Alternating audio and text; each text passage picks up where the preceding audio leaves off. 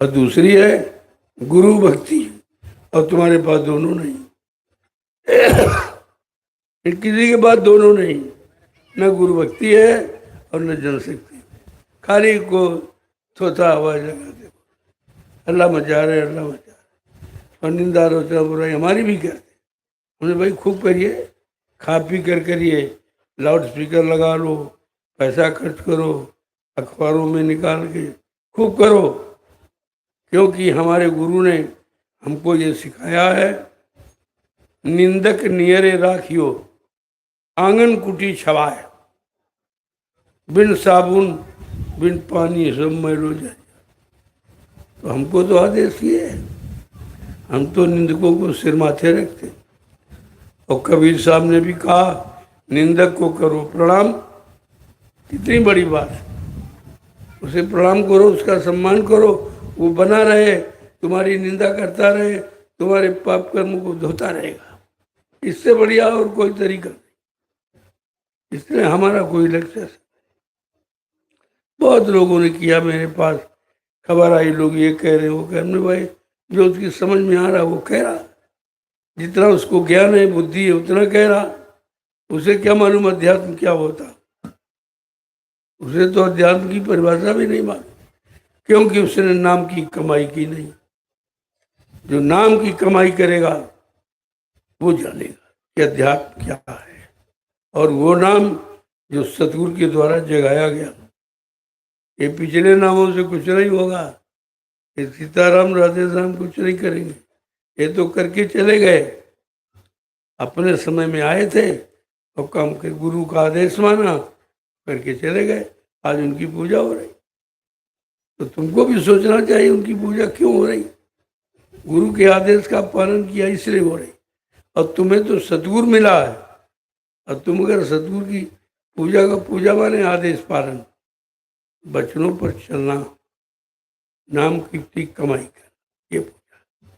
पूजा कोई जल पूजा नहीं है, छापा तेरे जनेऊ चंदन बंदन, ये कुछ नहीं, ये तो जड़ है। गुरु चेतन है, उसको चेतन चाहिए।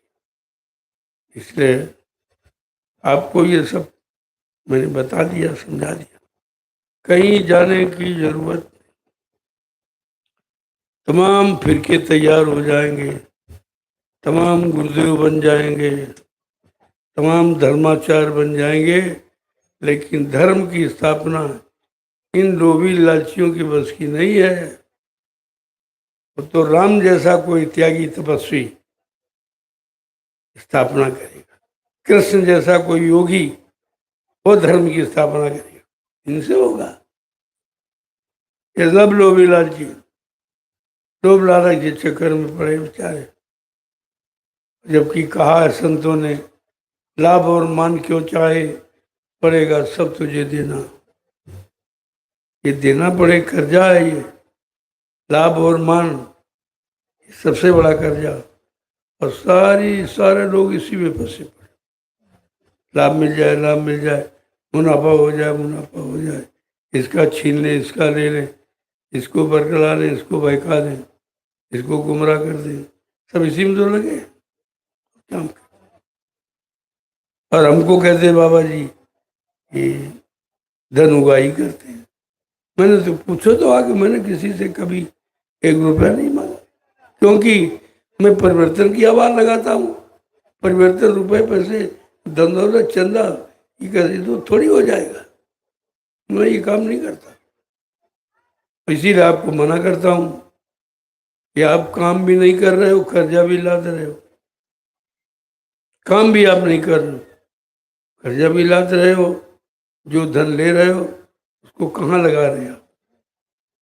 परमार्थ में लग रहा, धर्मार्थ में लग रहा, सेमार्थ में लग रहा, कहीं कहीं नहीं, सब खाने पीने बराबर। तुम कर्जदार क्यों बनते हो? क्या भगवान पर विश्वास नहीं है?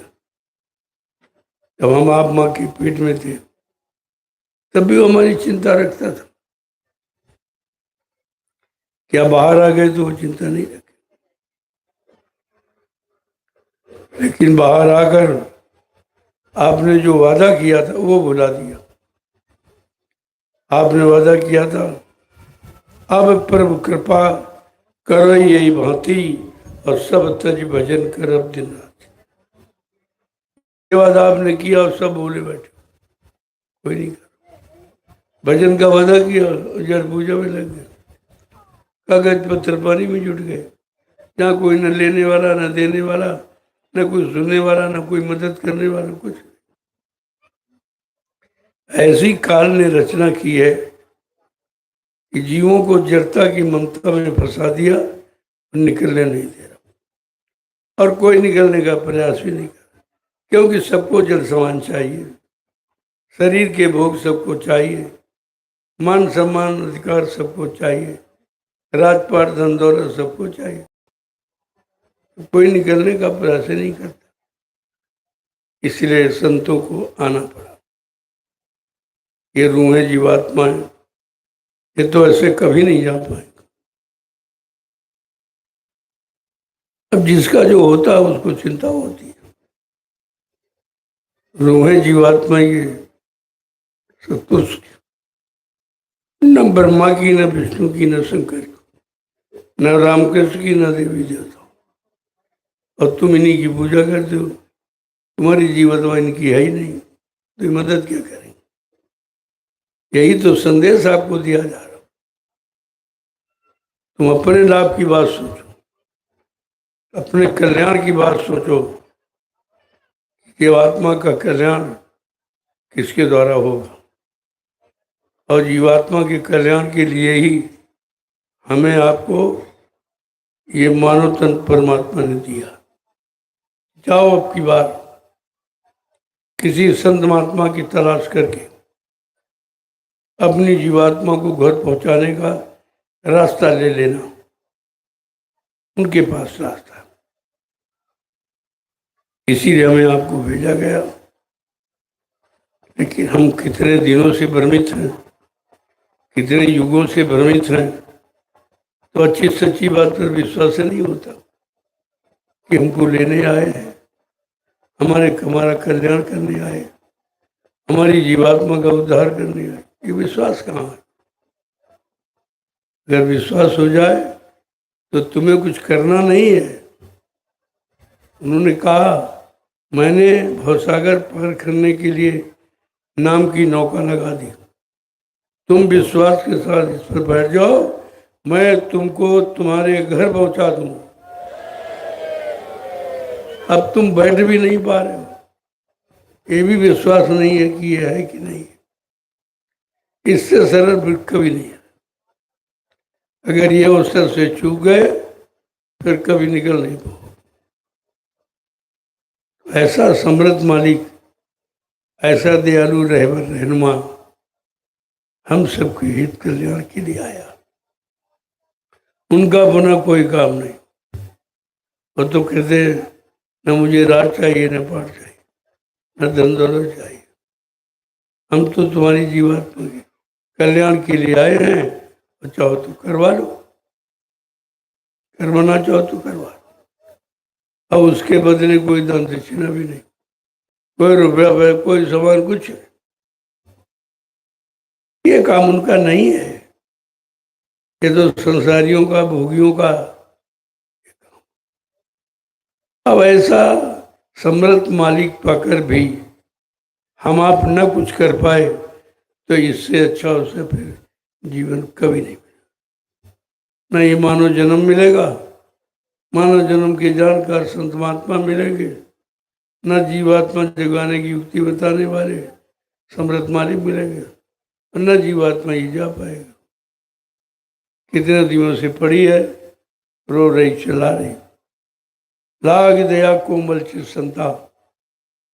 जब जीवात्माओं के कष्ट को देखा तब संतों के हृदय में दया उठी।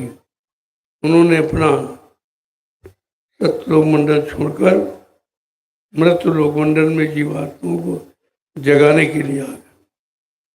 जगाने के, चलो अपने घर चलो, तुम्हारा ये घर नहीं है, तुम्हारा घर तो ऊपर है, तुम्हारा घर ऐसा है जैसे कहीं नहीं, इतनी सुंदरता कहीं किसी लोक में नहीं। इसीलिए आपको सत्संग सुनाया जाता। इसी तरह से जाग जाओ, चेत